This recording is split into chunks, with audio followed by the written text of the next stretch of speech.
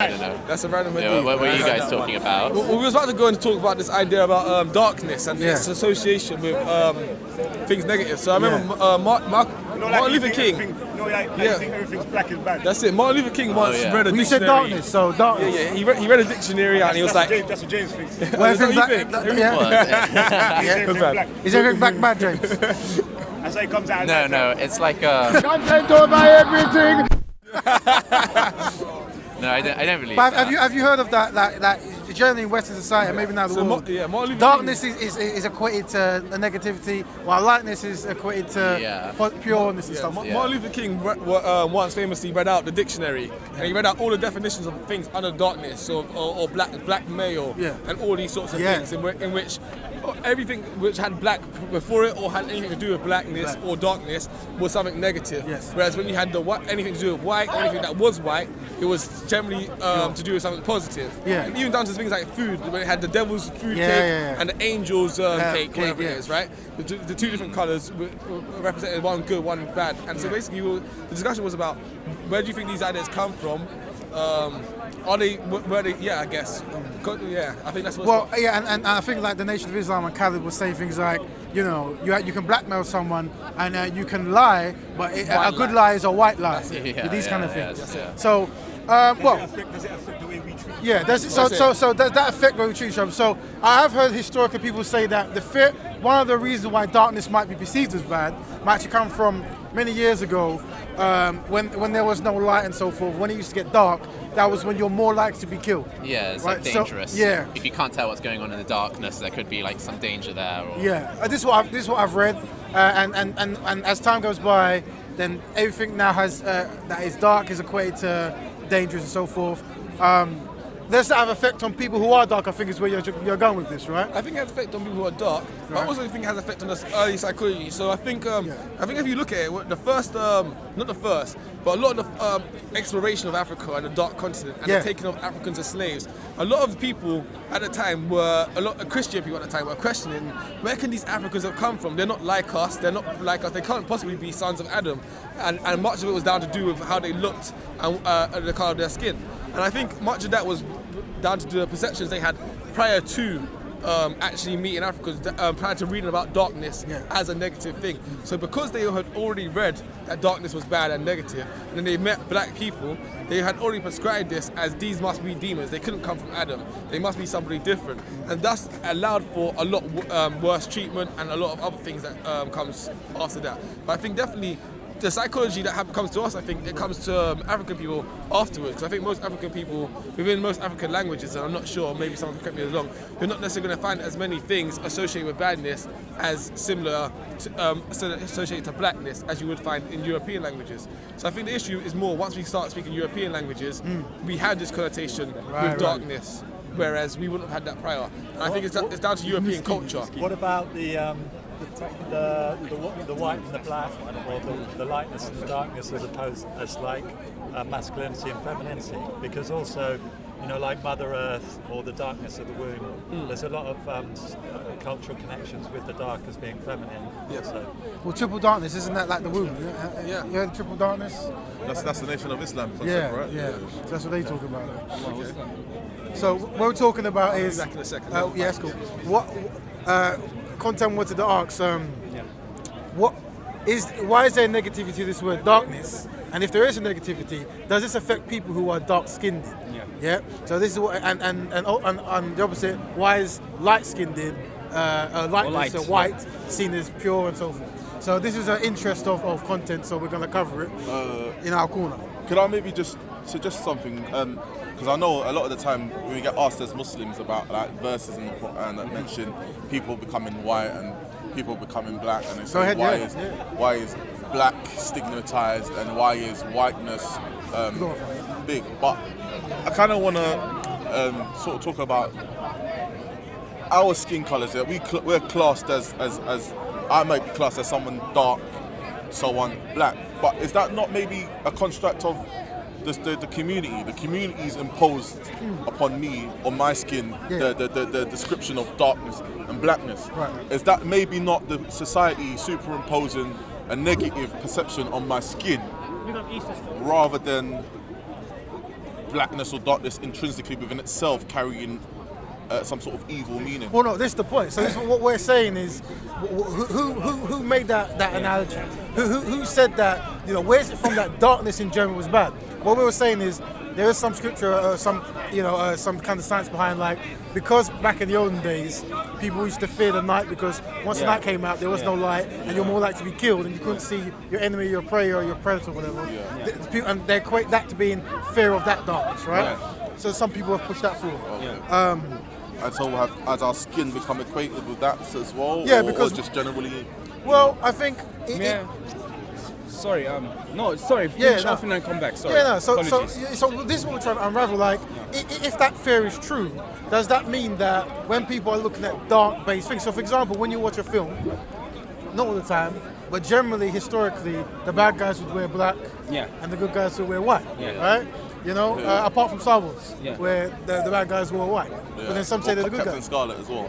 Captain Scarlet was he? No, he Captain got red. Scarlet wore Darth red, Vader wore but black, he was a good guy. Darth Vader wore black. The but darkness. the Stormtrooper wore white, didn't they? Yeah, the Stormtroopers were white. Captain Scarlet's enemy wore black. I forgot what his name was, but he was a good guy, and then he. Okay, I've only seen Thunderbirds. So, I don't So know what you talking about these like like the concept? It's found in popular culture.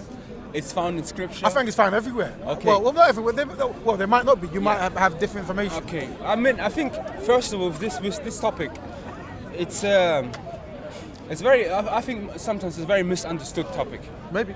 Because the concept of whiteness, the whiteness that we understand now, is a 17th century construct. Okay, the idea of whiteness came with the Enlightenment. Yeah. Right. In European context, the concept of being dark-skinned or dark-skinned humans and that association to evil, it's a fairly recent concept. So I think what people need to do sometimes as well is to look at concepts and understand the evolution of those concepts and where they come from, and that they're not ancient. They're like Relatively new yourself. yeah, they're invented. There's this concept called invented traditions, which means it's not a long-lasting tradition that has plagued humanity for a very long time. Because at the same token, in the Quran, there are verses that they talk about the darkening of the face and light in the faces will be rejoiced. But in the Arabic language, darkness is associated with strength. Right, the darker the barrier, the sweeter the juice. Right. It's Arabic, is it? There are what's it called? I don't think black and berry No, there are expressions. I don't think that's an Arabic expression. No, but there are expressions. But there are expressions of that side of thing. Oh, there are expressions And like with that, within Arabic, even so over time, a lot of the definitions, he speaks Arabic, he's probably better than me, but a lot of the definitions, it will change over time. It's the same like, especially in English, well, have more so in Arabic, there'll be words that we use now that you wouldn't have used 100 years ago. And you did use it 100 years ago, Language the context evolves, and the meaning would have been very different. And you know what modern people do? That's what modern people do. We constantly project our understanding onto the past. And that's very unhealthy. That is very true. Language evolves, isn't it? That's what we're saying. Do you can't project our Do you think understanding that of like blackness and a good darkness thing to onto kind a of like verse try and and check not would be have- whether in sort of old African traditions, kind of before any kind of much sort of contact with the West, or like maybe sort of Central African kind of communities, whether their understanding about magic used sort of similar language about like black magic being sort of nefarious and maybe white magic being beneficial. I guess that could, if they kind of independently. I bet those terms were superimposed. I don't think they would use black magic though. I think that was African ever said. we use do the black term magic. Black Yeah, magic. I yeah. think that was something imposed onto them. Yeah. Maybe by a European. Hollywood. Like that's the kind of thing that like I it'd be good to kind of investigate. I think it would be useful to explore whether we had any sort of coloured themes into our language when we're talking about stuff. Whether we ever did use darkness as a negative in any way. But I think more the crux of the question is more of in the modern era, what's the effects that it's actually having on us? So even though the historical context notwithstanding is all true, the current fact is we do see black more as negative. than we do as white things. And I think the current effect that it does have As a on society or as an individual? Yeah, in what regard as do a you society, not as an individual. I think most individuals, depending on who you are, you'll have different sort of Because things in fashion, I'm in But fashion. anyway, In that's it. fashion, black is the best color. 100. It's the best color. What's most popular selling, I mean, right? what do you think the effect it has on the average young black boy or young black girl growing up? The current sort of, whether maybe it's different for different people, but the current sort of overall understanding of the ideas of blackness and whiteness. What do you think that effect has? You see, I was just gonna say, as a young kid, I was kind of unaware of such nuances. Like, I wasn't someone who used to read. I don't know. For example, people have something against the word like blackmail or like little white lie, as in, you know, like a white lie something. But I never that never ever sort of like mapped in my head where it's like this and that. And also as well, when it comes back to the verse, like I was trying to say, the verse where it speaks about and bearing in mind I embraced Islam when I was 15, so I was still quite young. The verse says, "Yawma tabyaddu wujuh wa yawma taswaddu wujuh." The day when some of their faces, well, it's been read as some of the faces will be whitened and some of the faces will be blackened. That's not my reading of the verse. My reading of the verse is the day when the faces will be illuminated, and some will be darkened, right? So even like words can have multiple meanings in languages as well, and sometimes I feel like not all the time go to the worst possible reading of a word, you know, that if that's not the only way you can go with it. And also when you say that, lightened and darkened, it makes me think of someone who's elated maybe, or someone who's depressed. You know, it could be right. like that, So that's quite a good reading of it. Which one's depressed? Which version is depressed? That's what you'd say, darkened. Okay. Could say, but for me, I went through dark days. depression is an important process as inspiration is. And if you don't get depression, like in the wintertime, then you're not going to be able to feel the exhilaration in springtime. And I hear that. But then that's still the same association. though, I guess. I was going to say, just maybe to support that interpretation, there's another verse elsewhere, which is another reason which kind of makes me know it's not talking necessarily about blackness. There's another verse elsewhere in the Quran that mentions that when the Arabs, when they're given tidings of having a girl at birth, like at the time of the Prophet, the word says, ظَلَّ وَجْهُهُمْ مُسْوَدًّا. Their faces would, if you literally reading it, muswad is from the word aswad, it blackens, Now we're talking about Arabs and supposedly white, or different terms of Arabs, but we know that they weren't all one shade. So when it's talking about their faces darkening or their faces blackening, we know it's not a literal interpretation. Right. That's what I'm saying. And also, I would like to see.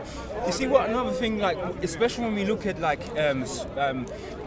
religious scripture, okay?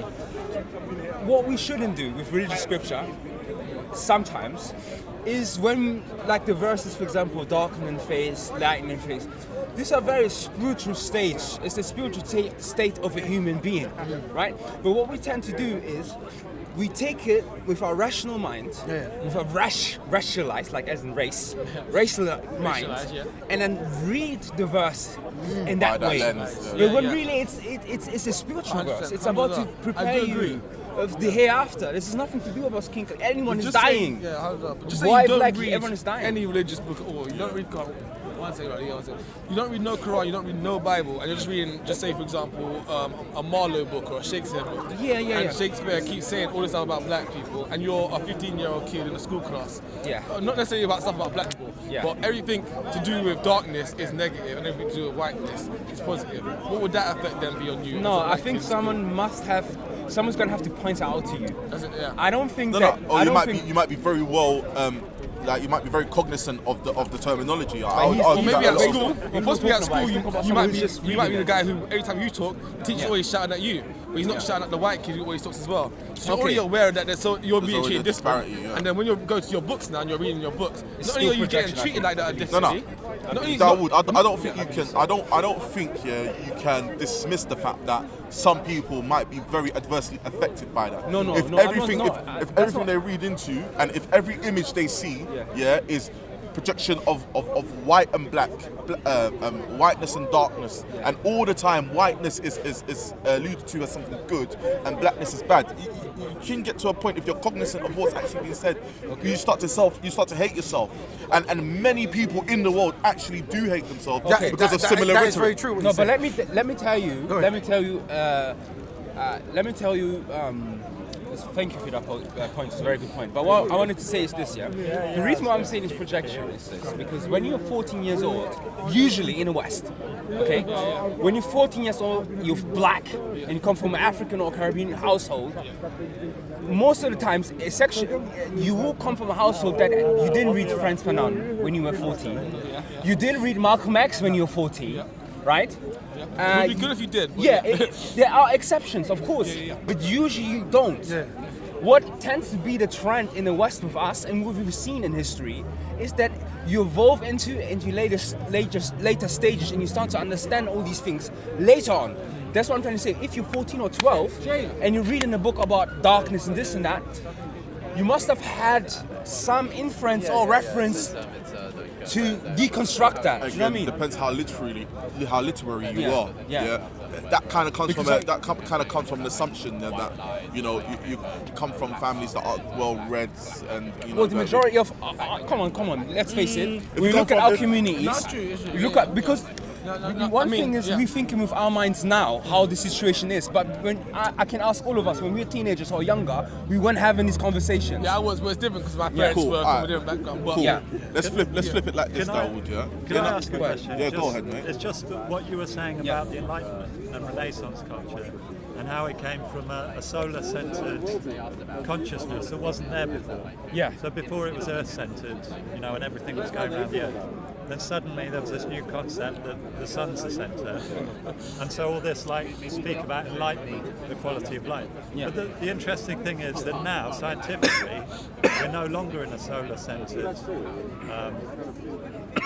society. Yeah. Well, we are maybe still culturally, but at the end of the 20th century, or the beginning of the 20th century, we had all the, quantum physics, Big Bang theory, the idea that the sun isn't a fixed space, it's moving, and so we become cosmos-centered. So then that light that you were speaking about is no longer so relevant or dominant. Yeah. Possibly. Conceptually, and that we're moving into, as a planetary. We're more planetary aware of what's going on and different. And what's your reflections on that, for example? It's interesting. I think it's a little bit away from where we were going. For me, that's way above my head still. That just blew my mind a bit still. I would like to go. I understand what you're saying, Definitely, I would like to go there with you on that one. But just quickly going back before we forget, If I had expertise on that one, I would have came back with that. I don't think you can go quickly on that one. That's a long thing there. To be fair, but it's big. What I'm attempting to do is to have a context-based conversation around colour and understanding of colour and colorism. Right. Because what I'm trying to say is, in the 90s, where I grew up, I never had access to these concepts and these ideas, anti-blackness. In fact, if you see a lot of these celebrities who grew up in the 90s, and if they come out and talk about anti-blackness, obviously we can't use them as a yardstick for reality.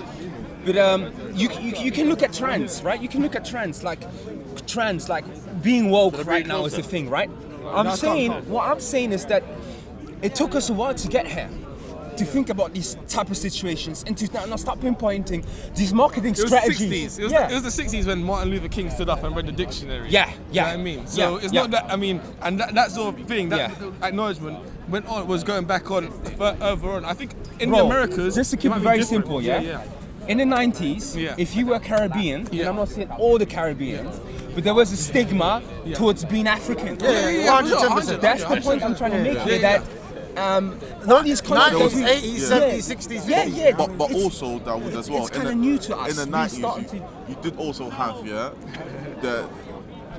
you're all black and you're all as bad as each other. So there wasn't even that breakdown of you're African, you're Caribbean, your cultures are different, you're all seen as the same. And like I said, even now, even as what, I'm 29 now, speaking, in the first 15, 16 years, in fact, Yeah, up until about 18, my first 18 years, there was a lot of racial profiling that I went through. Yeah, so I was very aware. Yeah, even though I hadn't gone under as much scrutiny as some of my counterparts, I was very much aware of this. You're black. You're more prone to crime. You're more prone to violent crime. So you need to be watched, and just the element of. No, of course that's been since the 50s and 20s. But I'm talking about the symbolism. That's the part that we're talking about here. The symbolism that is these meanings that are hidden in advertisement, in literature, and these type of things. Maybe it's more of a subconscious effect then. Yeah, we start young kids. unpick them now. Yeah. It's happening now. I think that's the whole point. But I think the discussion is more surrounded around maybe they have those sentiments. Maybe because we're thinking of it as a white person reading about white and dark or white and black. Do we see ourselves as negative? But maybe as a white person reading this literature, it boosts them. Well, they always see themselves in a good light. They always see themselves in a good light. Well, this example I've given before that we won't be aware. So, for example, as men, we're going to watch a movie, right? And we're going to always see men as heroes, right? So we just accept it, men as heroes, right? But women are not always going to see women as heroes in films. Dancer in distress, right? Yeah. But so when a woman sees a hero like Aliens 1, I think it was, whatever, it's like, oh, what's going on here, right? We don't know. It's like, okay, whatever. It's more important to them because they've never seen it. So when it comes to the whole living in a society where white souls glorified, they won't even know. But they can say, get over it because they're not aware that they've been built up with that reality. So you say they're kind of conditioned with it. It's a norm. It's for a them. norm, yeah. Right. So it's almost like they're unaware it will be happening. But when you talk about it, they might say, it's not really important. Get over it. It doesn't mean nothing, right? But to you're very aware of these things. So an example of that could have been Black Panther then. You saw Black Panther, right? How people just went up the mind. Right? So I think it's more an internal thing anyway that we're dealing with, unpicking now. Is a potential solution a reversing of wording? So now we say black weddings. Maybe. I think that's what black people do anyway. I do nowadays. anyway. Black businesses, black schools, black love. What's that program? Netflix. What's his name at the moment? Black Lightning. Kevin Hart's. Good morning. What's up? With Killer Mike. Oh, he's so good. No, that's different. So black business and black, that's just the economics tied to being community based. But I'm talking about words now.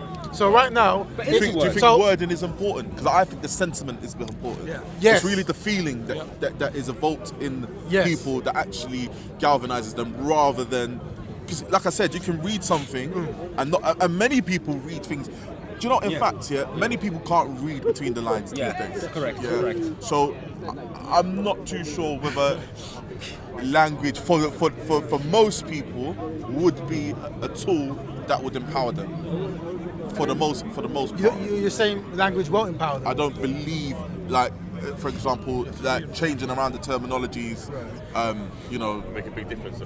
I think it only make a difference if there's a conscious effort. Like, it's like, of course we've recognized this, we're gonna do the hashtag Easy Black Boys. Yeah, there's gonna be a conscious effort to reverse it. It's almost like a hashtag kind of thing, right? Yes, it's true. So, you know what I mean? So, It has to be, as you said, it has to be effort. These kids at the moment, they're not seemingly like they want it. I mean, look at the Me Too. Like, I mean, you can ridicule it, but but the Me Too movement and all these other hashtags. In the last few years, and there's something new now we're experiencing. It has had power. On but what I'm saying is being consciously aware of something that might be affecting you negatively and having a response. So. If there is like the Black Good movement, where from now on everything that was used to be negative is black, we're going to reverse it. Then that's a thing that could be a way. That highlights that our language seems to be against us, well, from a Western perspective anyway, right? And we're trying to actively tackle it. Who's on board? So does it bother you if I call black male white male? Does it bother you? If we collectively go, you know what? We're now going to change the word black male to white male. Would that affect you? What, so you're going to call me black? No. So now we're going to say. So we're going to say. So when we're saying someone's being blackmailed, we're going to say they're being whitemailed. Oh, I see. Would that affect you as a collective? I think it's good to do role reversal. I'm only coinciding. There you go, role reversal. I was just going to say, for it to stay, That's another thing. Say again, sorry. For it to stay, and actually, rather than having it for a few weeks. Well, You get what I'm saying? look at Michael Jackson's album, the second one. What was it called? What, bad? Bad, right? Yeah. But he didn't say his album was bad. Yeah. He said his album was good, Yeah. but he called it bad, right? Yeah. And then now Michael Jackson said we know bad means good. Yeah. It's that kind of thing, isn't it? If you've got the right kind of movement, but you're socially aware, it's like we no longer accepted that just because something is black, it's evil. Yeah. Right? Have you heard of constellation therapy? Go ahead. So you take lots of different archetypes. So you might Yeah. take the mother, Yeah. the grandmother, like the slave, Yeah. like the joker, Yeah. like all these different roles. And then you bring up a certain question, and it might be the environment, or it might be whatever, crime or whatever. Right. And then everyone takes a turn in that different archetype, and the question is put to them, and they try and put themselves in that space. So that's a kind of game where you're taking on different roles and empathizing and maybe becoming aware of the power of words in different contexts. I do think trying to see how words affect people. I think words are extremely powerful, and hence why they disallowed. Is that even a word? Disallowed? It is now. They permitted. They took the permission of the slaves to read. Right. Slaves weren't allowed to read. Yeah, that's true. Very true. And reading is connected to language. Yeah. And language is extremely powerful in how it's used. And that's why minorities always complain about how the media uses language, meticulously to sway people. I mean, Brexit, right? I don't want to go into politics. It was all about language. Yeah, I mean, one thing they talk about is the lights going out, isn't it? Yeah. And that's all associated around fear. Yeah. But we managed very well without all the lights. Yeah. 200 years ago. Historically, Yeah. Yeah, well, telling that to a people who haven't survived in that generation is awfully terrifying for them. To tell them, There are a lot of people who are living off grid.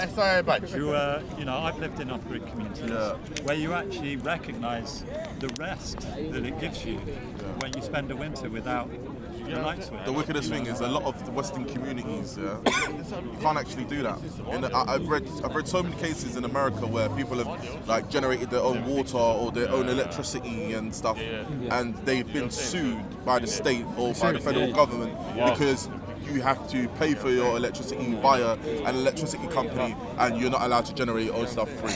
I'm doing it this spring. I'm going to dig a well. Honestly, I'm digging a well. I think for liberation, that is a very important thing. As an African as well, I feel like agriculture, going back to living off the earth is vital, and I think a lot of the infrastructure now is very good point, and it's going to deplete from the system in the long term. Well, one thing that makes me angry is when I see on the street people raising money for digging wells, boreholes in Africa, because mostly it's going to be used on monoculture systems which are really hungry for water.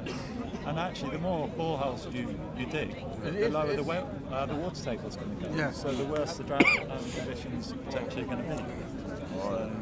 So digging wells is active.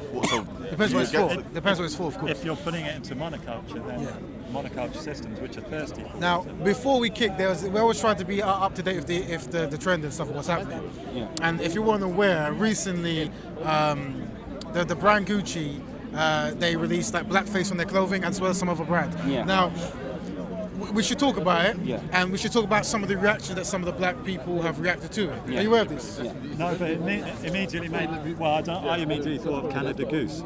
I don't know what that is, but what was wrong with Canada Well, Goose? as an animal rights, but they've got the fur trims. And it's a big trend I thing. think my brother Goose the Goose coming. yeah. Okay. So what we're saying, go on. so basically, historically there was Europeans would make what they call blackface, where they would do caricatures of black people in submissive positions. White people doing caricatures. It's white people. That's it. And they have big red lips and very black, black skin, actually, pitch black, and very It's like black tar. black tar.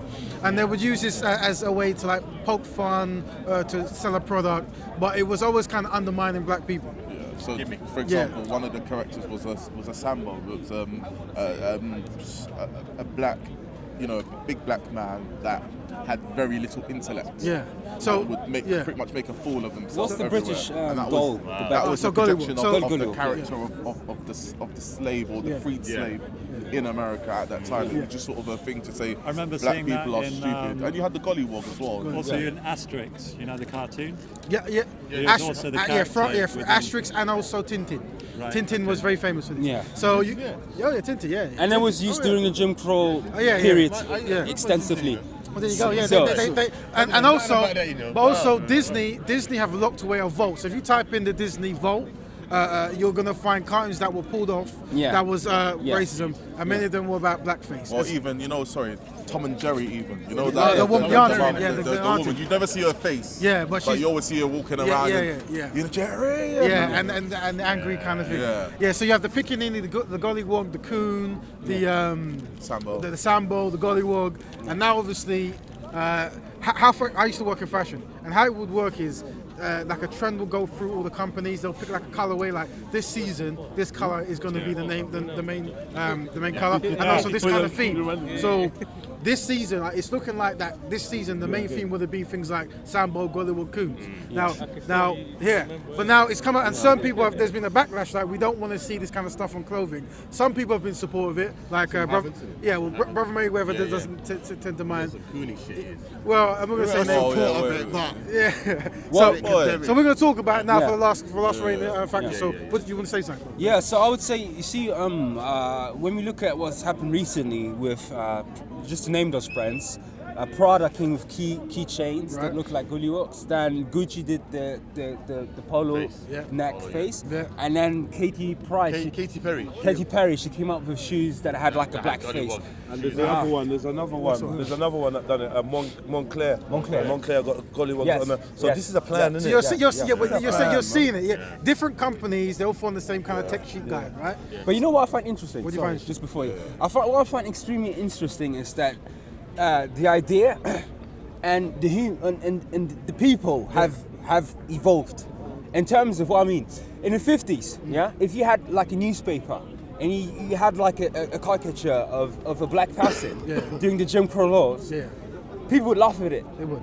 Nowadays, when you do that, H&M had this last year, the kid with the black brother. King of the Jungle.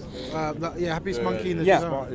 You know what happened? You know what happened in that quarter to H&M?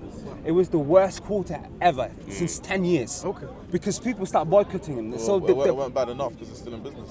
yeah, but it was still a boycott, and we know when you're an investor and your quota is not performing as well, that's death. You know how much? It's not enough, but you're an investor, it is. You want every quarter to increase. Remember, we're in a capitalist state. That's what they want, right? No, it's not ideal. But that's going to bleed But into what where I'm we're trying to going. say, there's a change now. It's changing. Bro, when you're in the 50s, you can't even imagine. In the 50s, you would have newspaper and people look at you and laugh at you. You're right. Now people You're are saying it's an you improvement. can be cancelled. Yeah, exactly. You can be cancelled. Are you content with the improvement in yourself? Do you think it's... We have to do more. We have to do way more. So- Right, something's happening. Okay. There's a problem with the clothing industry in general. Okay, I mean, the let's not clothing go there. We want to industry stick to this. Yeah, no, to be honest, I was going to say, look, if man's going to talk about brother, personally, I don't know many black people who buy from these companies anyway. Like, It's quite a lot. really, like, H&M and Gucci. No, what the Gucci's, the Pradas, the Fendis. Yeah, a lot. Well, so to answer your question before you jump in, you're right. It's got an expensive taste, but then when you look at, say, the black celebrity line, like the Mayweathers, and they're sponsored by them as well. Hence why I forgot. Yeah, some rapper had to have a meeting with the guy with him. Is it Dapper Dan? Dapper Dan. Might be Dapper Dan. This idiot Soldier Boy. He had something on his Instagram, I believe, saying, forget the Gucci now, I'm just going to rep Fendi. And my thing is, all of these companies, none of them, are contributing positively to black betterment in any way. No, of course. So my thing is, if you actually are gonna boycott it, then see it through. Yeah, boycott them permanently. Let them. Like, it's not enough for them to just. Because these things, they go through like board meetings where people have to approve them. Right. When someone was sitting down at a table, and they presented this thing, and they all okayed them, probably some token black guy in that meeting as well. You telling me not one of them had a conscience and said, nah, this is going to offend people? to be honest, they did it brazenly because they know that black people. They tell us that long time. They did it close for us. Yeah.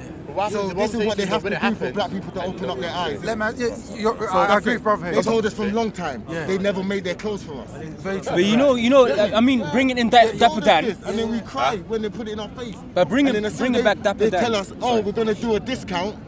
Yeah, black people forget quickly. It's true. But that shows you the economic power that black people are under. Do you know what I mean? Yes. Well, yeah. And this is the thing. Like, what is the solution to that? So for me, the solution's always been: if you're gonna buy black, right? Buy African, buy West Indian, buy Afro-American, whatever it is. That's the solution, right? And you align more of the value system. Like, there's not too many brands out there, but historically there was the brand called Fubu, right? For spice. Yeah. And there's others. That's that guy from the Shark Tank. Listen, Fubu is married to a white wife, and when they divorce each other, she's getting half for that. How do you know you ain't got a prenup though? I'm saying, you can't have a top saying "for us, by us," and yet it's gonna go to another race. What are you saying, Dapper Dan? Fubu can fuck off. What? Oh yeah, Dapper Dan. He's got children. Well, fuck all that, man. The wife is gonna still get half for that money. Nah, you don't know that, bro. You ain't giving that to that black you know what? Like what I was trying to mention before about the evolution of ideas and how people evolved. And the power of social media. I think people really, especially brothers who come here, they need to start to understand the power of social media because we're part of it. Because you know, every Sunday we record and put those videos up, and I saw you last week and the week before that. It influences me and influences many thousand other people how to think and how to speak and how to criticize. So the power of social media is an extremely powerful tool. Dapper Dan, right? All salute to him. He's been doing Gucci before Gucci's been doing Gucci in the 80s. But they got Hold it. All the OGs in Harlem used to rock him, right? LL Cool J in the 80s. Now, the designer, the current designer of Gucci came out and stole ideas off him. And guess what happened? Social media turned on Gucci to the point where they had to employ him. Do you know what I mean? Did you hear that word? Employ him. Yeah, I understand. No, hold on. But the thing is, I hear what you're saying, right? But the rich has been in line with a certain realness, right? And that richness is, you need to own your thing. No, I hear that. Of course, I'm that. I have my own business. I hear that. And let me tell you something. I'm saying the power of social media. Let me tell you something. Don't underestimate it. I think black people are in such a low condition right now that sometimes we expect to be mistreated. So can you imagine? Who expects to be mistreated? Black people collectively. So let me tell you what I mean by this. I'll explain. They don't expect anything. No, so the expectations are low. So for example, can you imagine another people group, right? Where a Gucci or a Tommy or whoever it is would do something like this. Imagine they did this to the Yehud. Yeah, it's what I'm saying, right? Gold brand. Yeah. That would have died dead in the water. What? If they did it to the Jews. Dead in the water. There's extra brands who've done it. There's no. Listen. And what I'm saying, Comme des Garçons did this in the 90s. They had a whole entire collection based upon Jewish. Yeah, it was based upon the costumes of those people who were in the concentration camps. It didn't kill that. You mean the Nazis? You mean the Nazis? Yeah. No. You mean the Nazis? Comme des Garçons. That's different, though. No, the Jews. What the Jews were wearing, and it's very. What's it called? Reminiscent. Yeah, it was very dangerous. I was very dangerous. How was about to shut that down? Yeah, the Jews. From what I've seen, the Jews. No, but that brand is still alive. It's one of the most popular brands. But what I'm saying, they did it. But black people don't have that kind of collective together to do that. Comme des Garçons. Where in France? What's the brand? Comme des Garçons. They did that. They did it in the 90s. And they were shut down, though, right? Were they shut down? No, you're saying they're still going. Where? In where?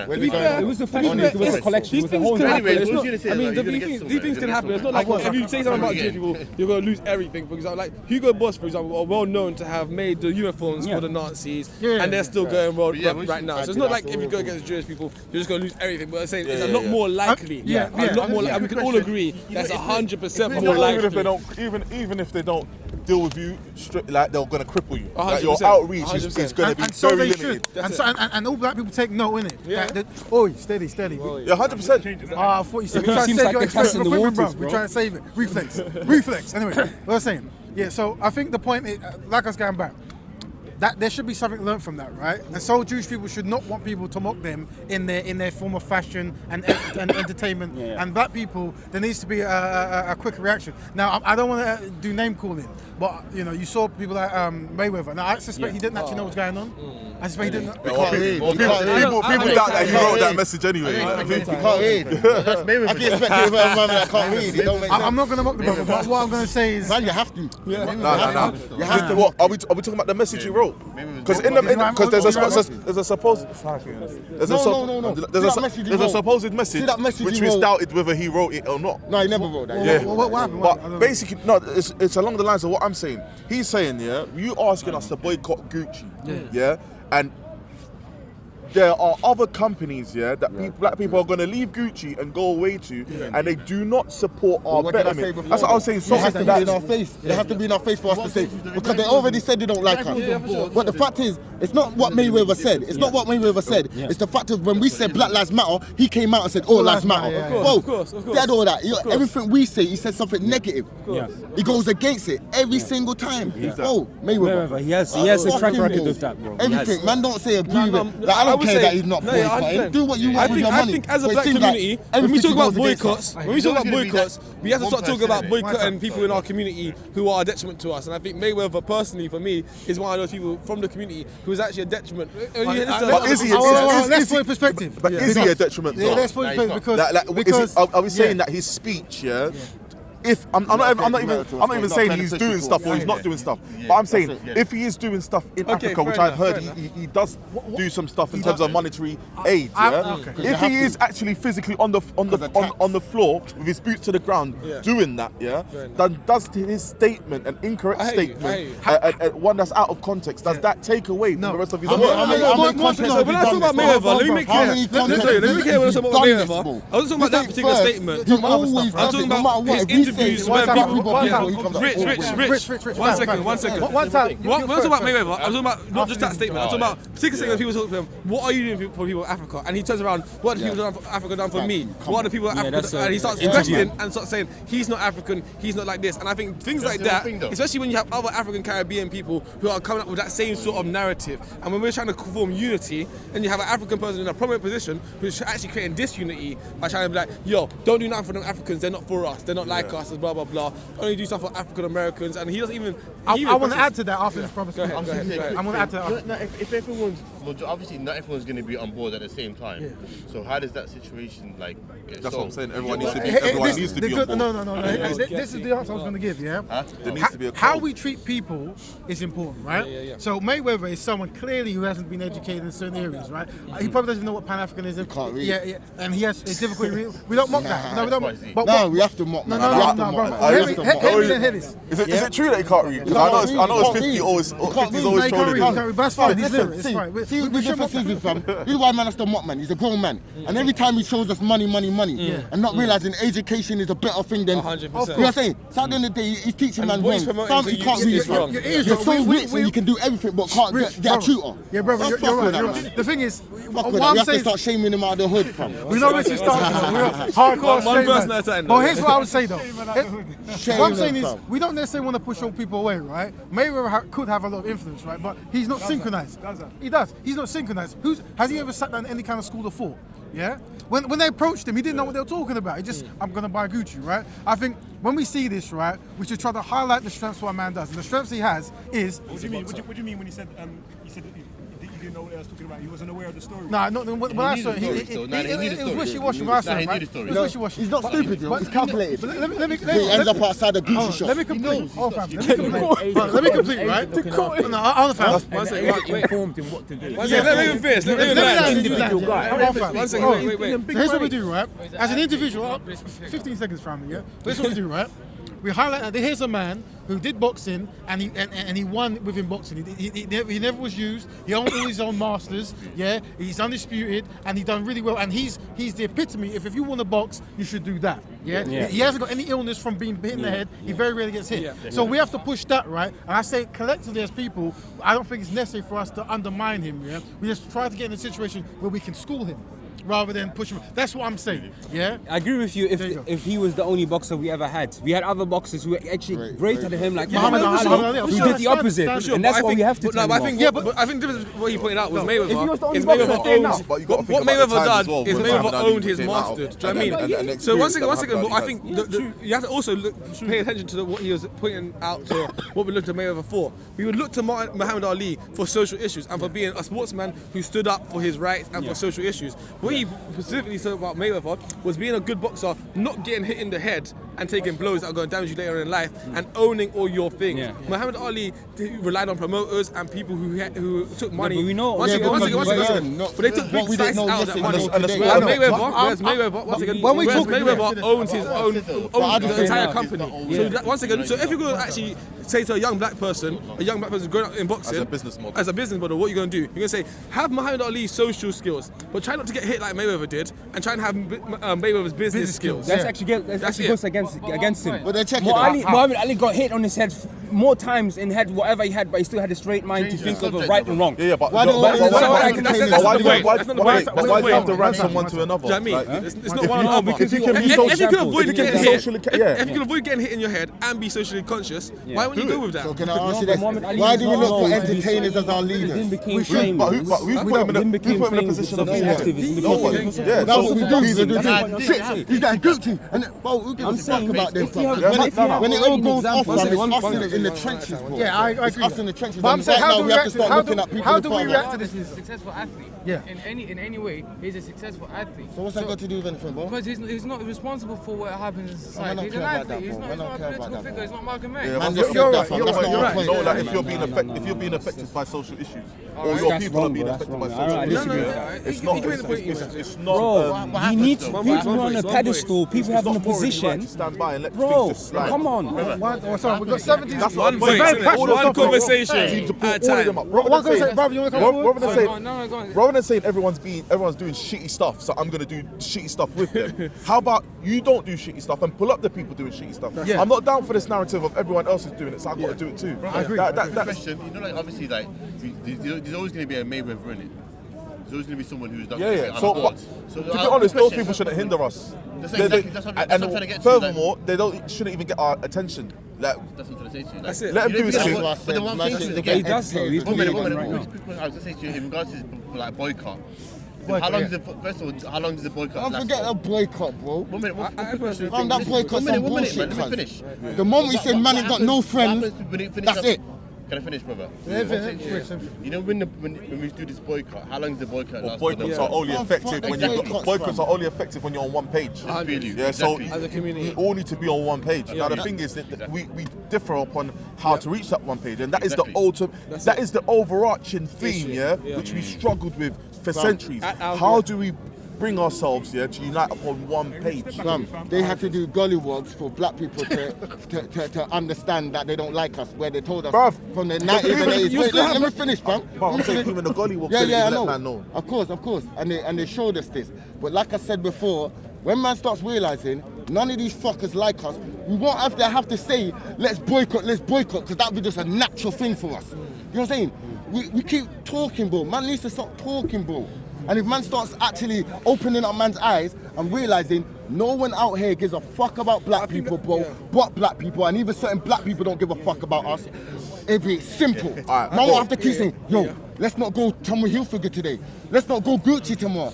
We will know they don't deal with us at all. You know what I'm saying? Let's be realistic though. Let's be realistic.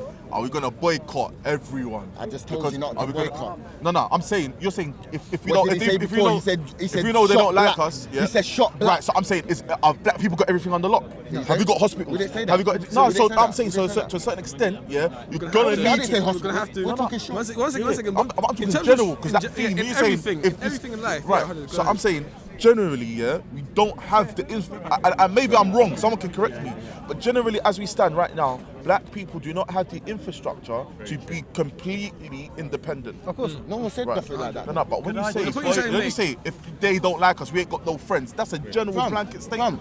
If you look at this, for once, man's going to say boycott Gucci and then we're going to go in Hilfiger. No, that's what I'm saying. That's what I'm saying. But the moment we understand, listen, they came out years ago. I don't know how old man is, but they came out years ago, and told us they do not make clothes for black people. How big of a statement is that, bro? How big of a statement is that? Man ain't been in Hilfiger since. The majority of them said And that. I ain't been in Hilfiger since. bro. Other people have and other stuff. You know what I'm saying? But that's the thing, though, isn't it? Like, because I think sometimes when we're doing this stuff, we like to tend and talk about like every other black person is on the conscious tip, innit? The thing is, Mayweather's not in the conscious community, and the young black people who are going to be influenced by Mayweather are young black people who are in the conscious community. So when we say we have no friends, it's kind of a redundant point, because here in the conscious community, most people say, cool, we accept that, we don't got no friends, and we're going to shop black and we're going to do that. But the reality is, the majority of young black people out there in the streets, they don't accept that idea or that narrative, and they're going to go and they shop where they're going to shop, they're going to spend their money how they're going to spend their money. So the issue is, how does it that we actually...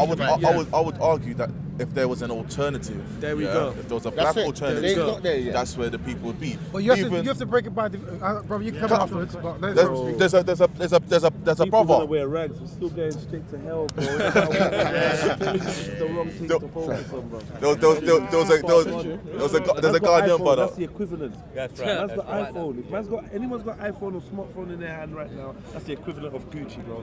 None of them care about us. It's true. Drink tap water, the government don't care about you. Fair enough. No one cares. Fair enough. But I'm saying, okay, but listen, but having a smartphone, yeah. There's things on the smartphone that you don't need a smartphone. Let's be real. But there's certain things on the smartphone that we use to our benefit, i.e. the internet. Just get us for with phoning. comfort and convenience, bro. They always get us. They're gonna make our chains and our downfall so comfortable and convenient that a man will speak up about it and we're gonna rush him. A man will speak up about it and we're gonna fight him down. Speaking up, are you? Huh? You speaking up now? I'm not speaking up. You get me? I'm waiting the back of the back, but I'm just saying, innit, from what I've observed, bro. Like, I'm not saying it's not a valid point, like, you know, designers, blah, we all know this, but at the same time, every brand is against us, of course, unless proven otherwise. I'm not seeing too many brands that have our best interests at heart. So that was it. When I was younger, there's a Ghanaian brother. Here's bruv, then this bruv, and then we'll have a solution. Go ahead. There's a Ghanaian brother who had a clothing brand, which I thought was gonna see it bust, but it hasn't really bust like that. It was called Ferraducci. Ferraducci. Yeah. Come on, my brother. I thought that was gonna bust. Is it still going? And I would advocate black people to go and buy from Ferraduci. I was just trying to find something on my phone now. Ferraduci. Is it a store or is it online? He had a store before. He had a store on Woolworth Road before. He had a shop on Woolworth Road, but I'm sure it's back online. If you check out Ferraduci on Instagram, he's definitely back up and running. That is the solution, by the way, That is the solution, hands down. Yeah. And who's to say Ferraduci? No disrespect to Ferraduci, but who's to say in 20 years' time Ferraduci ain't gonna be Gucci? But here's what I'm saying to that. One of the problems we have is we always have this futuristic fear, right? Which is good. But what I'm saying, sometimes it keeps us where we are, and we know that where we are, we'll go, you know what? I'm just gonna get another Gucci in it. You know that, innit? So rather us go for Ferraduci now. Rather than be content with Gucci. Well, we should be burning fire on Marks and Spencer's. 100%. I was been burning fire on Primark and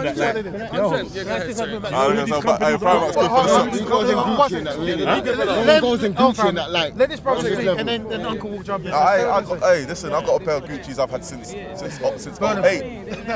Yeah, that's mad. I paid £2 for them, and I've only worn them like 5 times. eBay. You must say eBay. A couple of two, three things to say. One, I've always been dressed in charity clothes shopping. Like this came from. I wouldn't even know. This came from a tramp off the street. This came from an animal rights activist. I'm always in situations where there's an excess of clothes. I was out in the Calais jungle and as a volunteer, and the people were burning their clothes because there wasn't enough washing facilities, and they knew that there were warehouses full of clothes from this country going there. There's so many clothes in this country. So that's one issue. The clothing industry in general is detrimental. It's after animal agriculture. It's the biggest factor in environmental destruction. The clothing industry in general around the world. And the third thing is I've got friends in Oxfordshire who are on this farm and they're growing a lot of hemp. And they're getting to the point where it's quite a big industry. And it used to be what we used to address ourselves in, you know, there used to be hemp clothes all around the UK. And it's a very robust plant, and the fibres are excellent for producing clothing. So talking about hemp? Talking about hemp. Yeah. So those are the points. Thank you, bro. That was good. Definitely insight. The uncle wanted to say something. Is that correct? Yeah, solutions. Go ahead. Right. In my experience, how the system works is that they feed off the creative energy of people with new ideas. They always need new ideas. True. So this is the catch. Few of you may get together and start a brand, say we're going to make our own thing. Okay. And then it will slowly grow, and then it becomes trendy. Right? And then all of a sudden, the eye comes. All right. And they start, oh, what are these people doing? Buy it out. Shame on you. Story. This is very serious. This is very serious. Then they come slowly. What they'll do, they'll send, because it happened to me before. They'll send a press person. They say, what are you guys doing? What you want? What you about? You're really cool. You're really cool. We want to write. That's why I mentioned Epidemic. What they do, and what they'll say is that, wow, this is really new.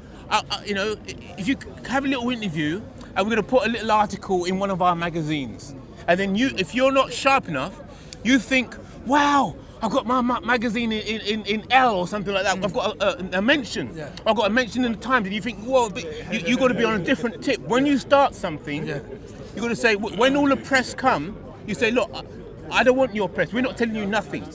We're going to charge you maybe 10 times because we have not only we're developing our product, we're developing our own press to go with it. So anybody, any students or friends that are trying to start a little magazine, right? Bring them on board, and then you produce a movement. And so you have your style, you have your clothes, you have your food, you have your magazine. Do you understand? And then that's when they send even the bigger boys down and say, look, you guys, understand? Does that make sense? And what does it? They'll keep ranking up the more money. They'll keep pushing more money, and you can't go by the money. You've got to keep the movement tight. Yes. Bring your friends in, photographers, magazines.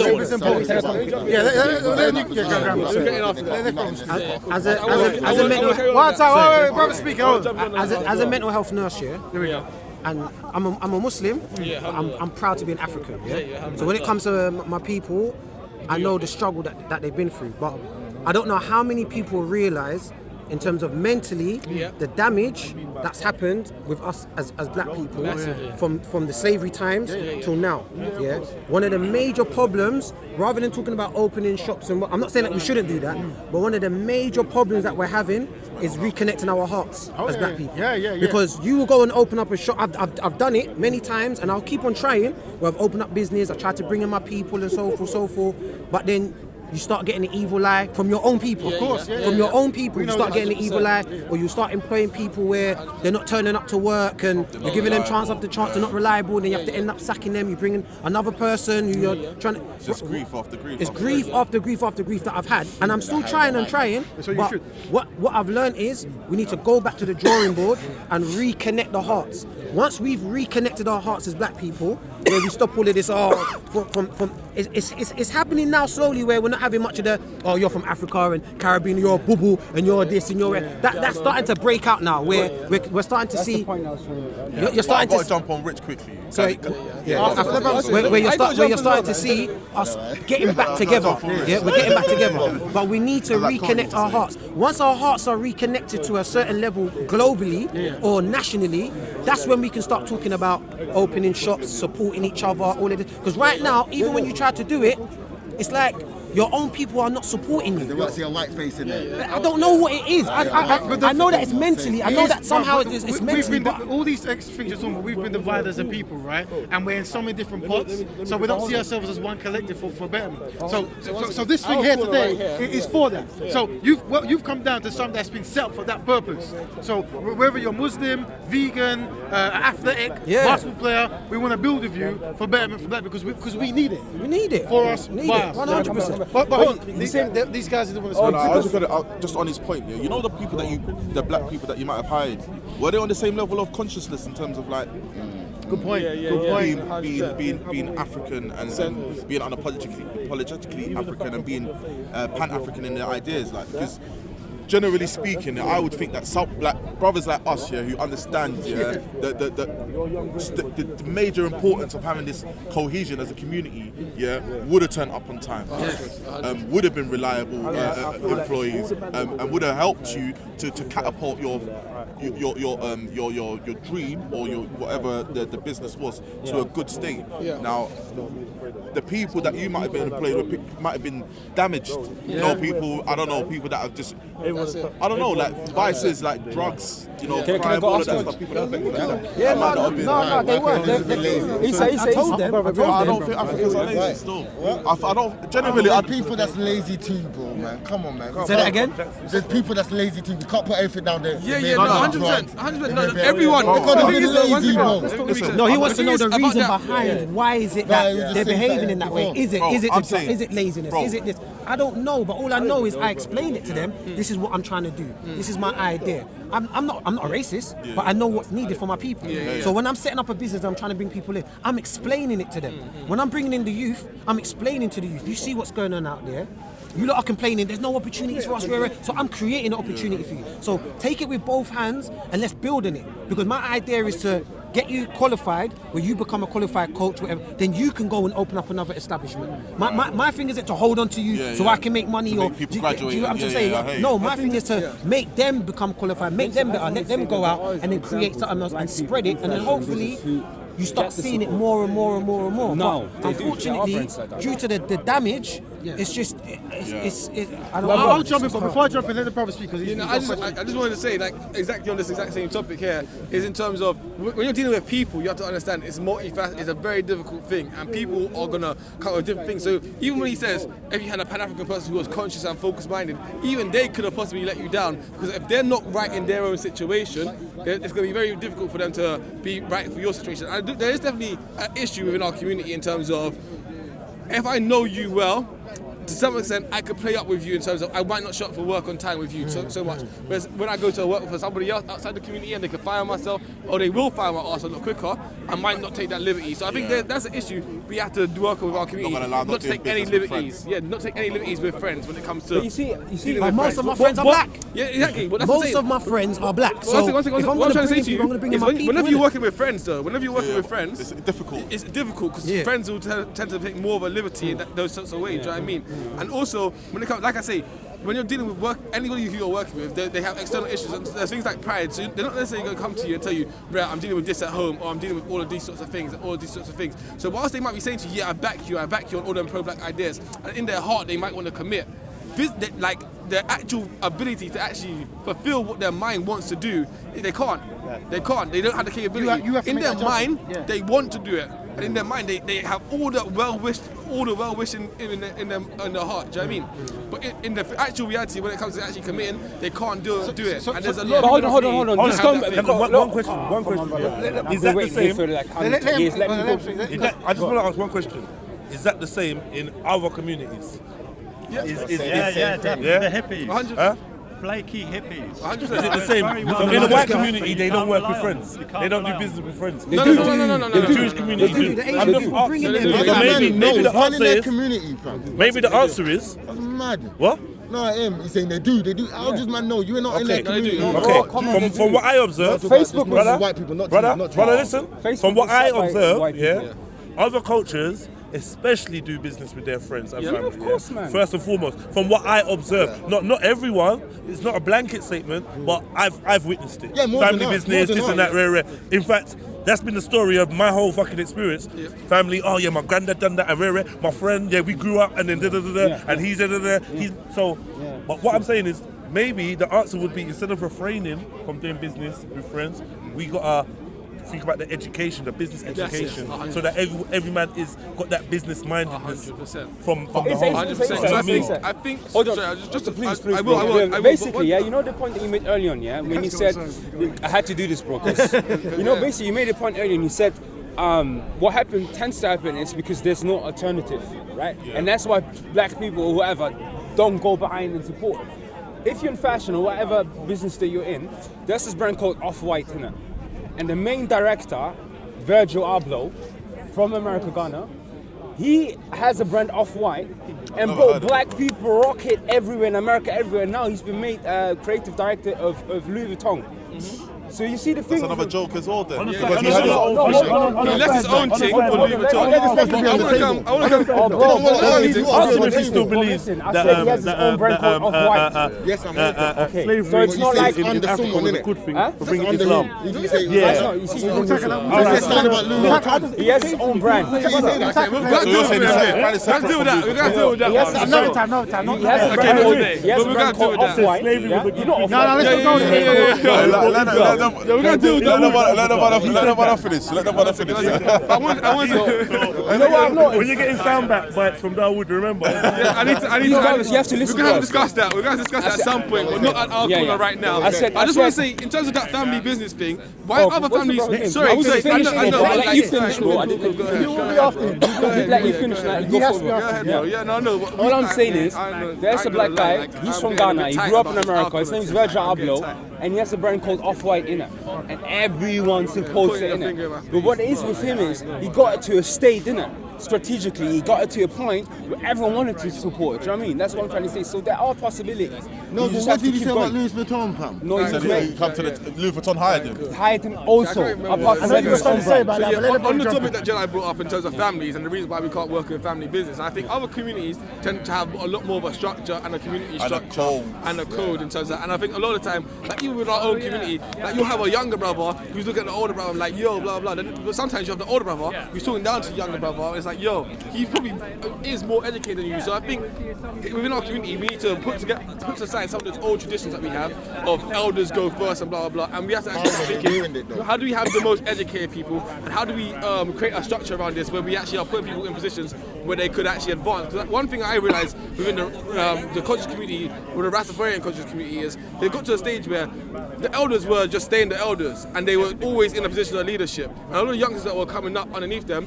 there was not much position for them to grow. Right. And if you don't give them position to grow, they're going to leave the community and go elsewhere. So when you create those structures and businesses, you have to create it in structures where you're actually allowing your youngsters and everyone else to see, right, there's going to be a chance for me to grow, I'm going to be able to partake in this community, and I'm going to be respected as well. Can I be honest with you though? Honestly, I'm just being real. I'm not trying to be like negative or anything, but I'm being 100% real.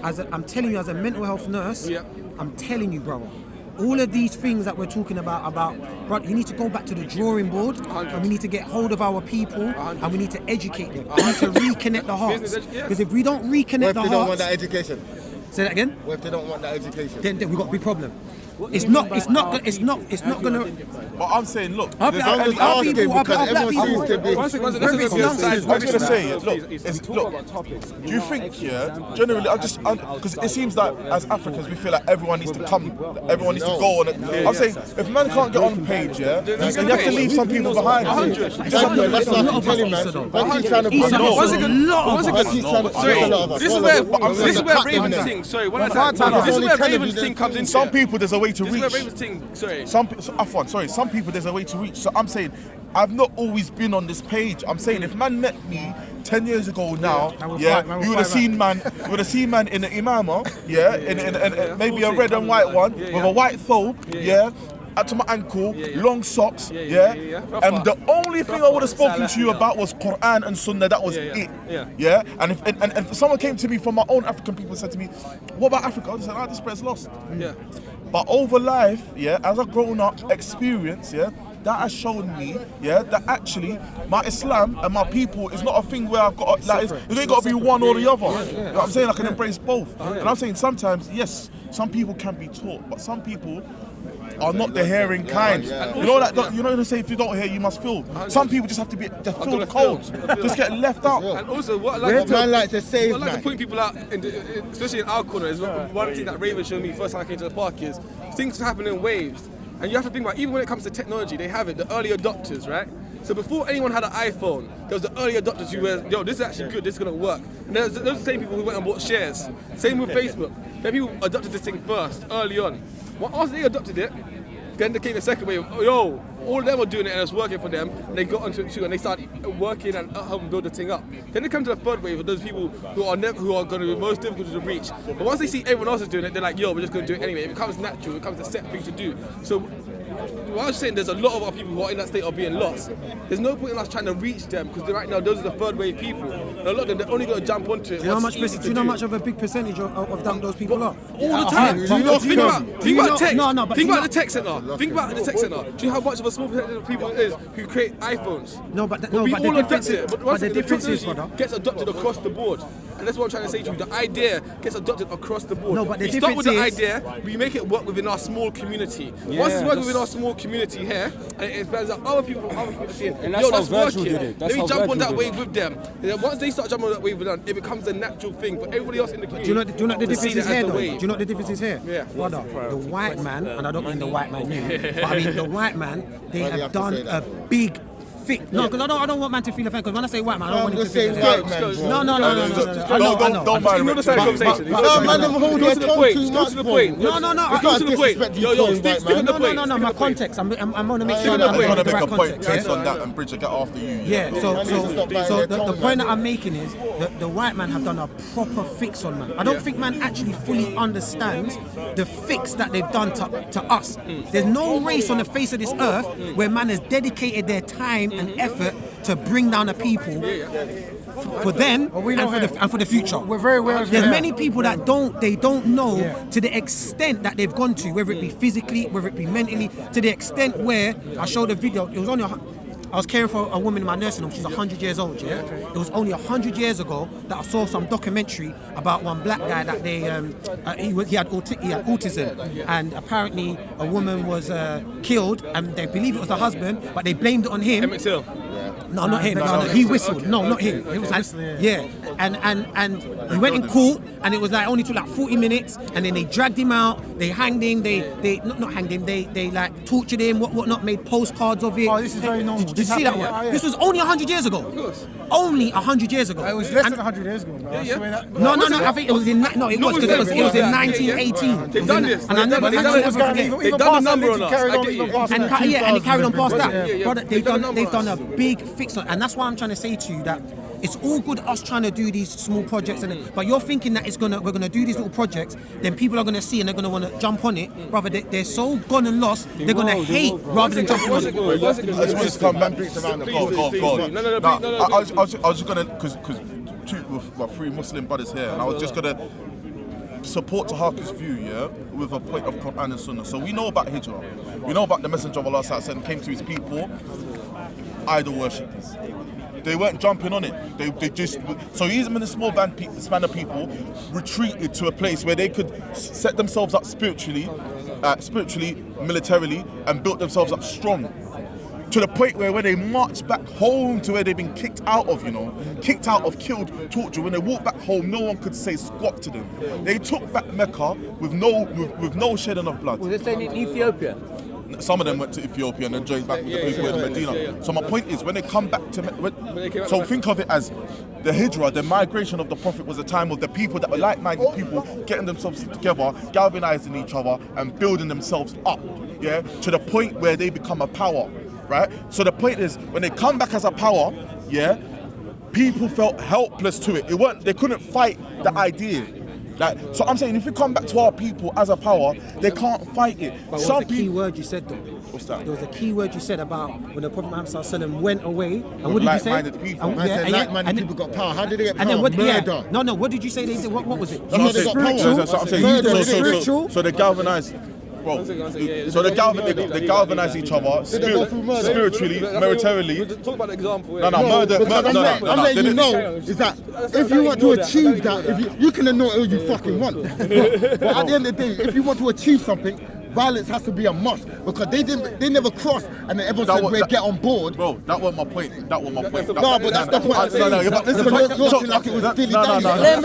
not what I'm saying. This is what I'm saying. I'm saying when they went away. He hates when a man talks about war.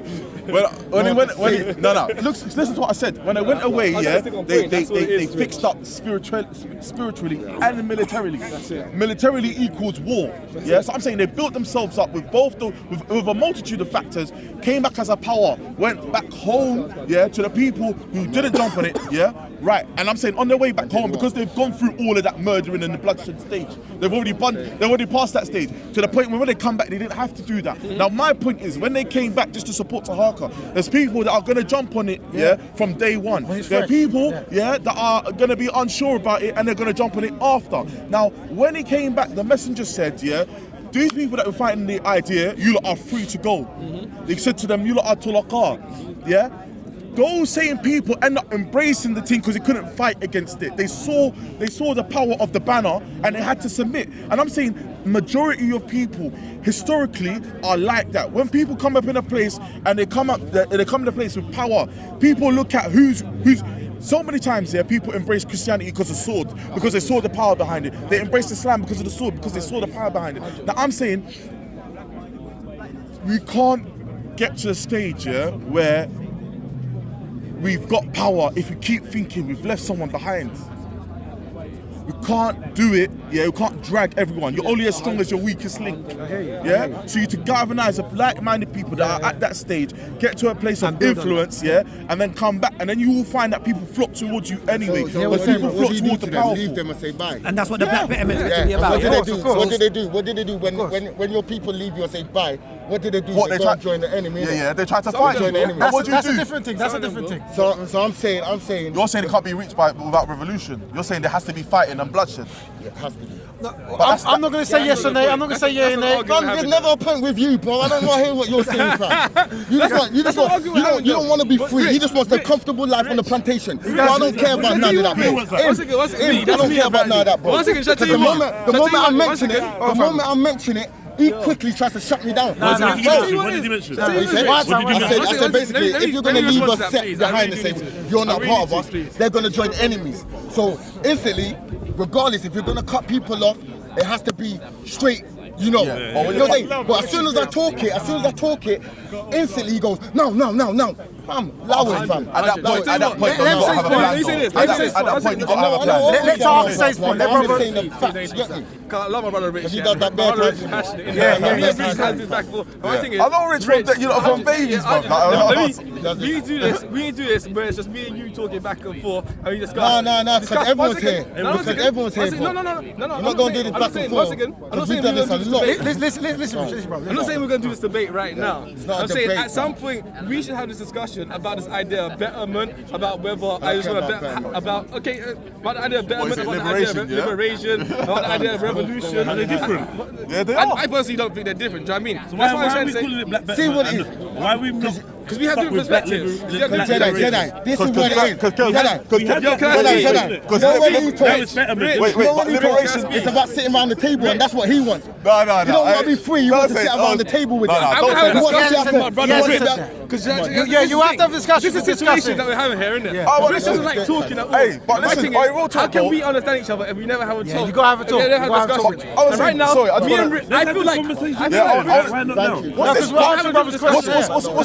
I just want to say. Whenever we get to these debates, my brother Rich and I, we get these random clashes. I'm like, clearly we need to clear the air. That's what I'm saying. Me and him, we have that discussion. This is when we get in crashes. We're wasting all this time. When we get in crashes, we get in crashes. I'm just saying. This is the reason why we get in crashes. You just have to ignore him. No. The thing is, I was trying to say it to you, though. My brother, listen, ask him, when do we ever get in crashes? The only time we get in crashes is when I say black people need military. He goes, but that's the no. One second. No. See the situation there? The thing is, just there when he said, well, I was in a group with him and he did that to me. I was trying to say, no, that's not the point that Ease was making, because Ease was trying to respond to his point. Well, why do you have to do that? And start talking about our military position. I hear this. I respect that. Like that was not the discussion that was happening. So if we went down that route, the discussion goes a different way. Don't do it like that. All I'm saying is, let's separate this from right now. Me and you come back at some point and have a discussion. We smoke. Separate. No. We are still answering the team.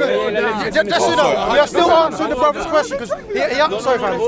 I'm not running with the same question. Order. You were saying what to do with people believing behind the same question.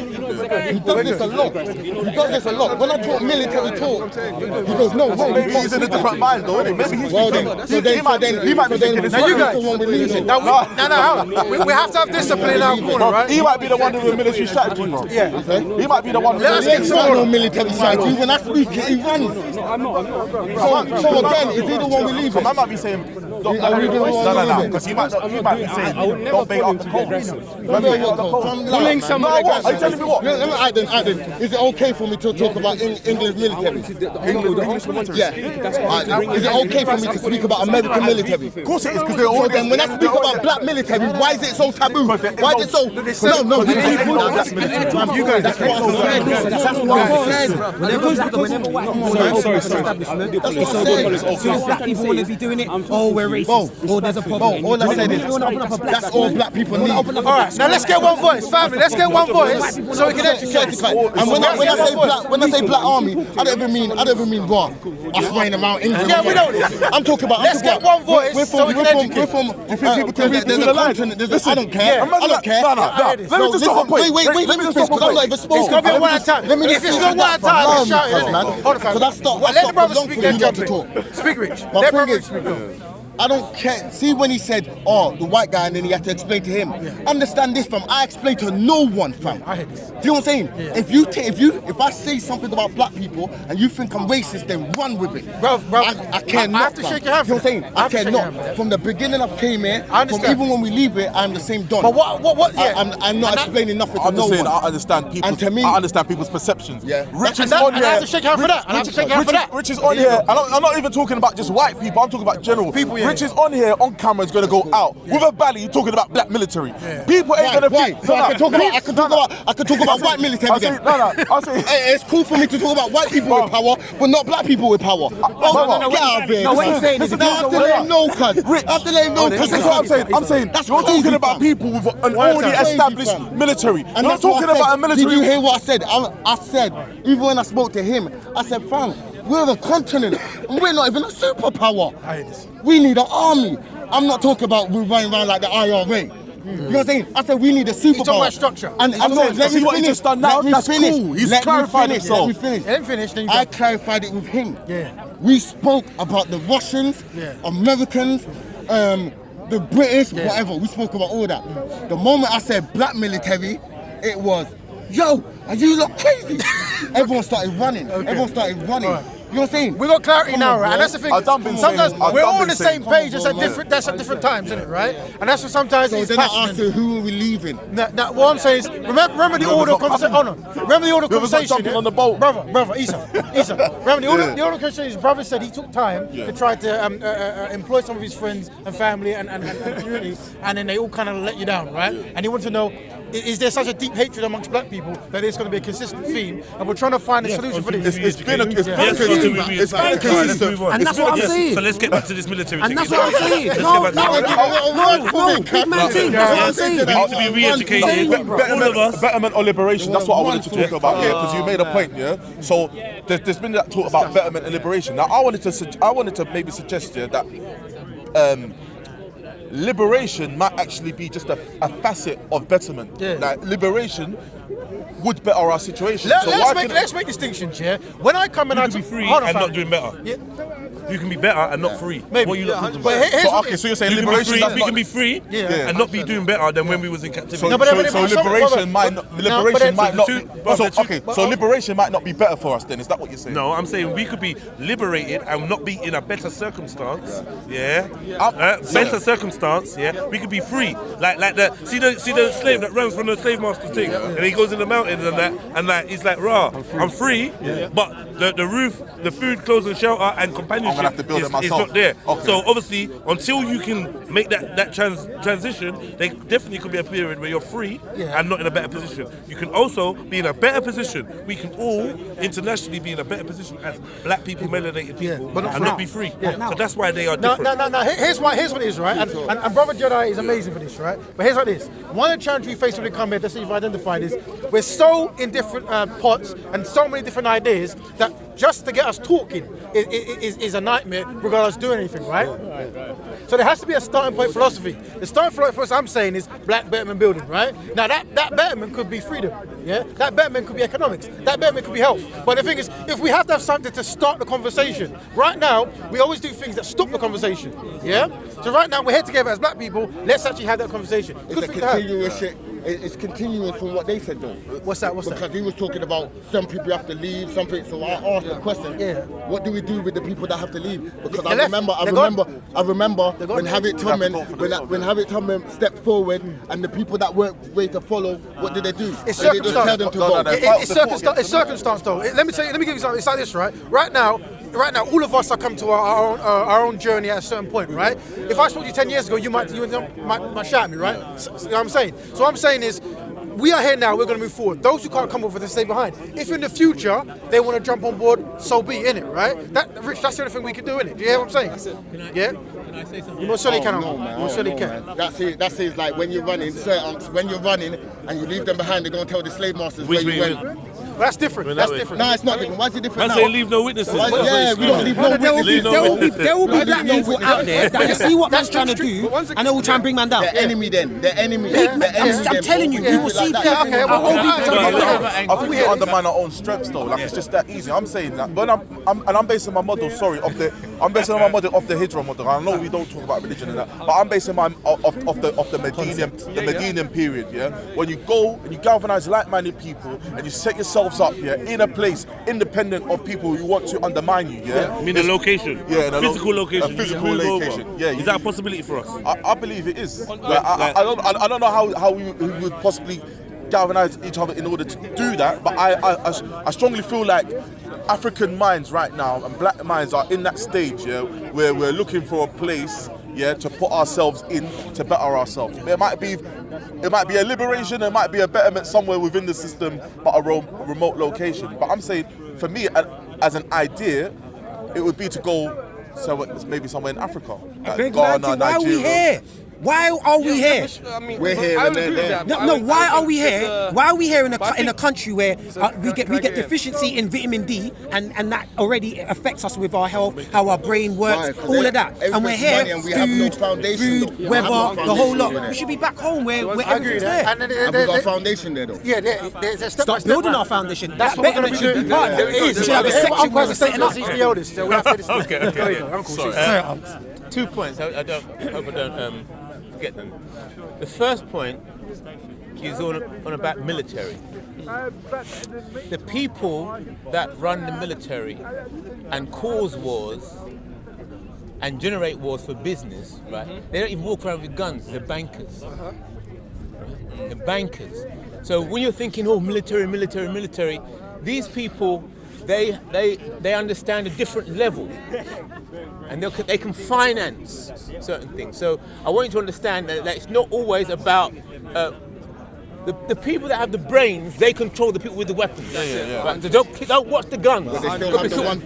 Don't watch the guns. Yeah, but at any given time, that's the first point. You know when they're diplomatic stuff. You know when they're diplomatic talking don't work. When they're talking don't work, what do they do? Yes, but they will engineer. They still don't take the gun out. What they'll do, they say, "Oh, you want to mess with me?" Right? They'll just pull away into the distance, and before you know it, you get whacked from behind your head. And you're watching them, and they will send certain messages around, and it comes round. From their hitmen, innit? Exactly. They never come direct. They never. So they got military. They're just smart. They're smart. They're bosses. So they send their soldiers. We got no soldiers. They could do diplomatic stuff and talk and business-wise, but the moment you say no, they're gonna say okay then. We got no soldiers. Is there a mentality amongst black people? For me, I see it when it comes to work. Like me, I am very happy being a foot soldier and following commands. but every man wants to be boss. Generally, everyone wants to be the captain, and you can't have everyone being the captain of a team. Like there has to Everyone be. wants to be a boss till the white man walks in the room. And they don't Everyone's like silent. This guy is a show. Give this man a phone. Especially from your own people.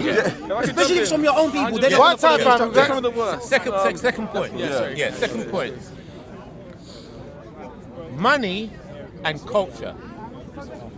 Money and culture. So if all of us were to get together and we're saying, right, we're going to make this brand, we're going to do a business together, then it starts getting successful.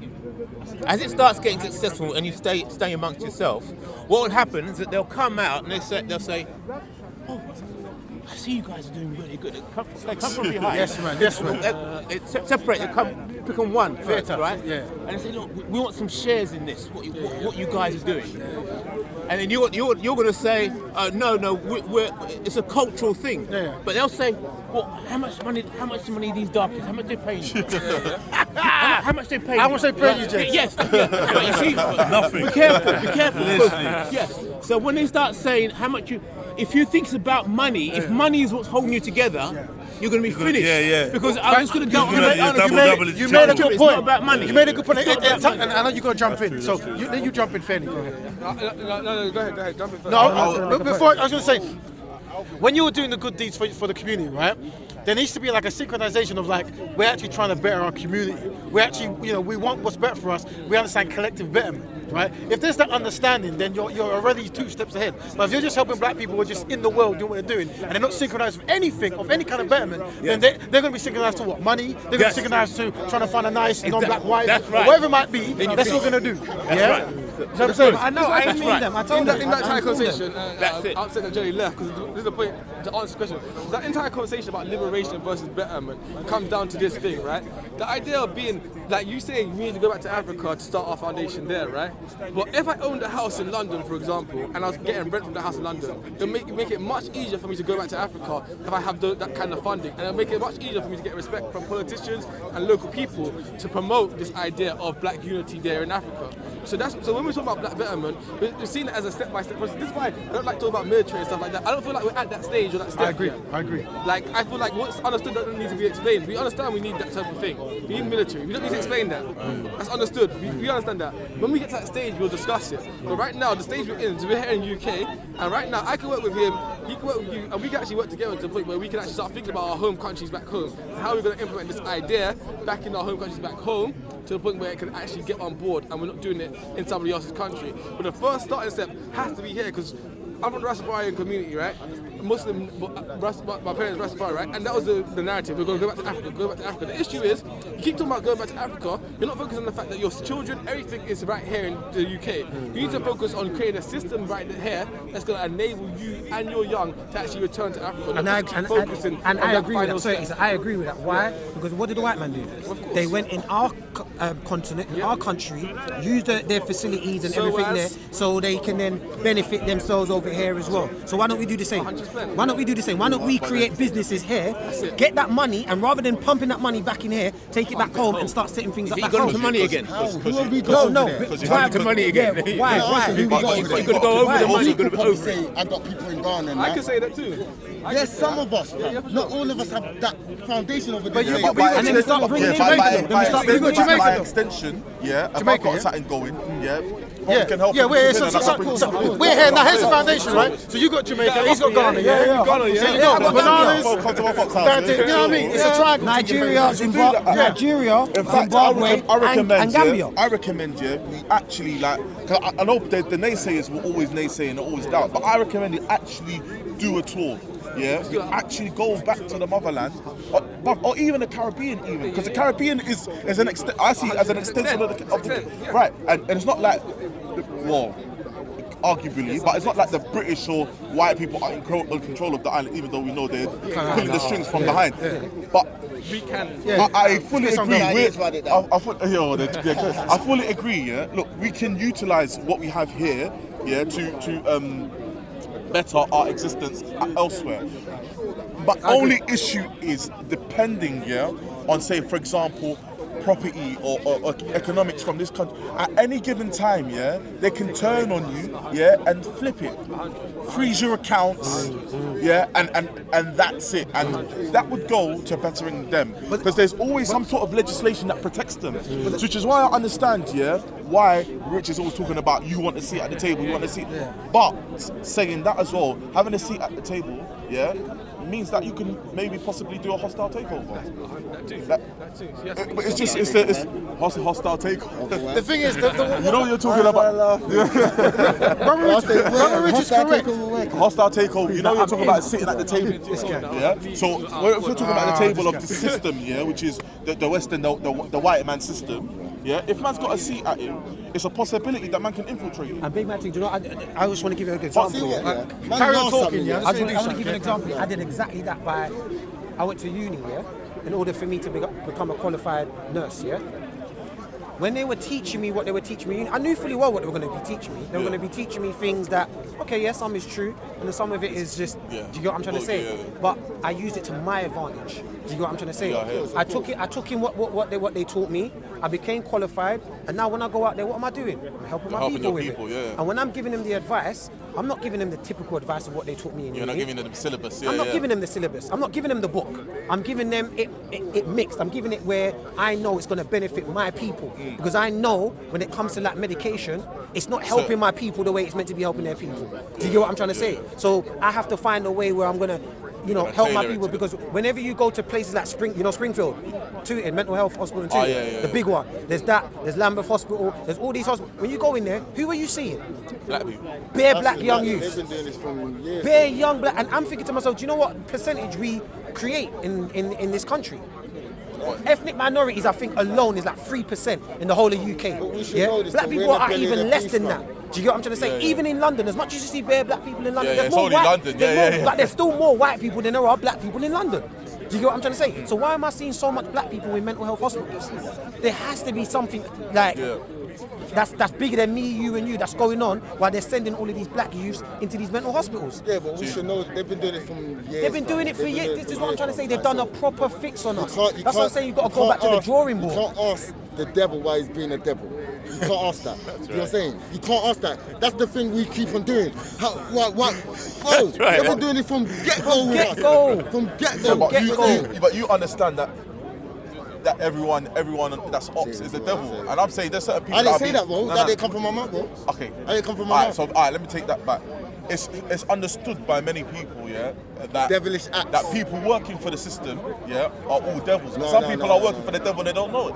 Of course, some people are involuntarily working for the devil. Yeah, of course. I hear this. So they're still workers of the devils. They're still not going to get saved. You know what I'm saying? Meaning, I don't mean saved on a spiritual way where these lot are talking. What I'm talking about, if something kicked off now, are you going to run up on a soldier and say, oh, no, because he was just a fam. Soldier's got a gun that is that you, fam. Thank you. That's what I'm saying. So it don't matter, bro. You know what I'm saying? It don't matter, bro. It don't matter. We got to start making excuses for these people. I think what you're saying is we can't deny that every single movement needs to have a military back in it, right? I think what the bros were saying is... Oh, no, we're talking about that. That's the next thing. I missed it. I'm going to go. Right? All right, so your question actually a good question, but it got us the passion out, right? I mean, did that make sense? What no, it makes sense. It makes total sense. It's just very frustrating. It is when you're trying to accomplish something. Even if it's just five. Even if it's just five. Even if it's just one. Are you part of any black betterment networks of masses of black people trying to be constructive? No. Let me take time before you go. Yeah. Because I'm going to introduce you to certain people, and you're going to think, I didn't know you existed. And that's one of our problems is we're not really that good at the moment at networking. Yeah. But if you're looking for 5 people skilled in 5 different areas, we probably have that network already. And you don't necessarily have to go to a person who's unsynchronized. And those 5 people are definitely synchronized in black betterment. That's what it is. You need people who actually believe in an idea. It's like we realize that black people are going through a whole lot of hell, and we want to fix it. Yeah. Sadly, the average black person doesn't think that way. Now, the example he was giving about the third wave, he was saying this, right? You have a person who has an idea, right? And then that's wave 1. Wave 2 is people who are going to implement the idea. 2 very small numbers, yeah? Once that idea has been implemented and it's spread across wherever it is, the third wave, people just pick up on it. What do I mean by this? we can't make phones, but we buy phones. We buy phones because they look good and we want them, right? But if we were to come to go, look, let's make a thing called a phone, you probably laugh at the guy, what is this phone thing, right? So in that incident, that's a third wave person. In the concept of black betterment building, we might be the first wave, or maybe the second wave. So, you know what, let's actually have black people help black people on black issues. Let's do something for that, right? Once we do it, you might start a school, and all of a sudden, the third wave just come along. But those people come along to learn, they might not want to be a part of the process to actually make the school possible. That's so big. They're not synchronized yet, yeah? Do you know what I mean? So that's what we're trying to think. So my job is to make you unite with other people who think like you.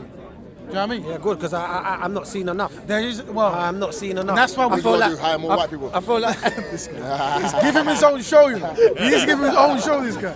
I'm just saying, man. So before you go home, I'll take your number, brother. Yeah, I'm on that. And you know, that's why I was mentioned earlier on the Virgil as an example. Do you know what I mean? Because he is someone.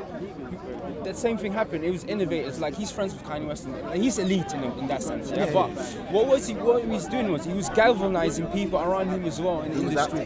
Virgil Abloh, the guy that I mentioned earlier, and he was galvanizing people to a point where, like, he has $1 million business now, and he's a black man, you know, and he's done that. He sold though, innit? He said he got down with someone else. He sold his soul, man. Well, he started with a community. But he sold his soul though, innit? So there are two divisions, right? There's a black people who do very well in established industries, and there's black people who start their own.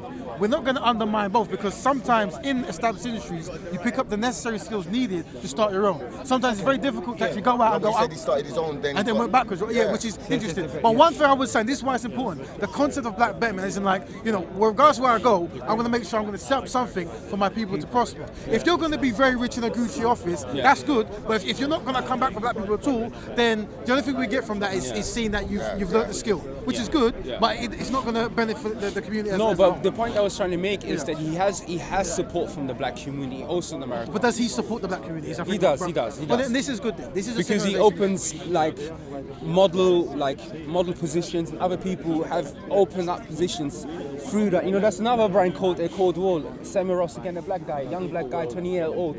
He used to work with Virgil. He has a brand now. The channel was 8 million. You're into fashion, right? Yeah. Okay, we should do our corner about black fashion. I need to get a list of people to promote. And literally, it's to talk about black fashion and how to either get into it or to buy black. And maybe next week, the week after, I'm not too sure. We should take your number now then. Yeah, let me see your number. So I guess that's it for our corner, family. Thank you very much. We'll be next week. If I'm not here, it'll be a Shakara and Tahaka and all the other man them. But yeah, thank you. Long thing. But hey. Right. No, we're fine. So here's what I'll do, right? So let me show you what I'm talking about first. Yeah? So if you look here, if I type Issa, I have an issue. I have a question. Mount all these forums are forums dedicated to they're all dedicated to the theme. So we've got health, events, justice, economics, education. So whatever you're looking for, there's a dedicated team of hundreds of people. That's what they're doing. So you can join whichever you want. Ask questions or add to it. So for example, you'll be the economics for your son of high. So what I'll do is I'll take this off. It's all about marshalling I'll give you a PDF. I'll call it done now, yeah? Yeah, it's done. Yeah. Wrap. It's a wrap. Number first, You'll be surprised how many people are on the same wave as you, but we just have a network still. That's what I'm here to do. That's the rule. Which makes me think, you know, the cameras around, people watching, people the debates around the subject. Yeah, but still, camera. So today or tomorrow you're going to get you'll be added to a group. I'll give you a PDF, use the PDF, and whatever you want to operate. Basically, there's some rules we don't use bad language like this. And then you'll pick whatever group you want. Yeah, the idea is to fly. It'll go straight into the camera, and it'll blow up everything. And if all the people that are monitoring in there, they can't stop the idea because the idea is going to stand. Content over everything. From your melody. Man, say it straight. Man, don't listen to BBC. man don't listen to ITV. Fam, for 8 hours, this dog, you know what I'm talking about? Fam, at least I'm a toilet. Personally, I don't understand why you're talking about people with hangouts on it, yeah? Like, if you're watching their hangouts, then you know what they're doing, innit, yeah? Your thing is this, yeah? Your thing is here. No problem. Well, you don't, it's for you to say whether it's productive or not, yeah? It's for you to say whether it's productive or not, innit? You know what I mean? But at the end of the day, that's all it is about Ali shining, fam, and this is what the issue was, bro, yeah? If you came forward in a certain way, I understand you got a green light. I understand you got the green light from the